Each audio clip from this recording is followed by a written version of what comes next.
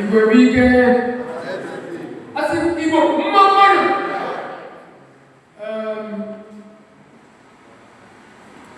ọ bụ ife obi ụtọ ịmata ha ya afụ ndị mmachara nụ mmanụ dị mma ọ bịaghị amaghị ife ọzọ dị nye mmadụ obi ụtọ abụrụla fụrụ ndị ụmụnne na ụmụnna anyị ndị isi akụkụ iche iche nke steeti abịa bịa ikwu atọ taa bịa ịkwado ngalaba nke ọhaneze n'Igbo nke ikwu anọ. Ana m ekele unu my capacity DG Honorable Waka mbatara nọ na ababara soro ndị isi na steeti our high chief okwu ọnụ dọkịta abụ ihe ama na aba delu abụ igwe ndị kemgbe na amake mmụọ na ụmụnne m niile ndị bịachara ihe na ndị apụghị itoyu ndị ala tụnye mmadụ mkpọrọ ọ dịghị onye ọhaneze aka tụkpọrọ aha Jizọs ndị ukwu niile ndị ụmụnne m na ụmụ nwaanyị ndị eji eje mba edukeshọn sekretrị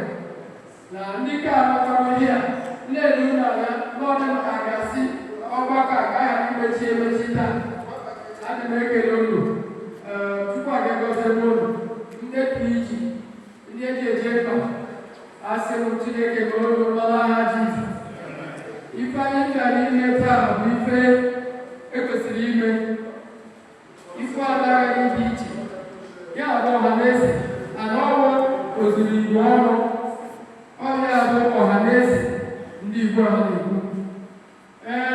abịa kwuokwu slogan ife anyị na-aza anyị kwuo ọhaneze ndị Igbo asị Igbo bụ ike ka a ga-akpụke nwa eziokwu. Igbo bụ ike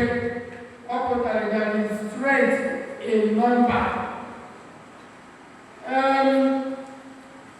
Anyị ndị 17 local government ndị ọzọ niile emezu ife ndị ọhaneze ndị Igbo ala akpọtụla 16 anaghị wepụtala 17. Ọ pụtara Igwe bụ ike anyị na-ekwu o nwere ọrịa ọbịa mere kwụsị n'ọdịmma na ikwu anaghị isi ibe zara afọ taa obi alụmọdụ na ndị ikpe a niile ndị eji eje ala Naịjirịa na ala Abia steeti apụta taa sị wega kwado elu o juru m afọ asị m na taa Chineke merila anyị ebere eyikwa anyị kwuru ife kwado a ọ dịghị nwe isi ma abụọ ụlọ adịkwa m ehi ụra bifo ọ na-abịa taa ikwu eziokwu adịara m ka anyị erika n'ụmụaka ndị ahụ na ife anyị na-ele anya emezu ọbịa bife kwụ adịa wet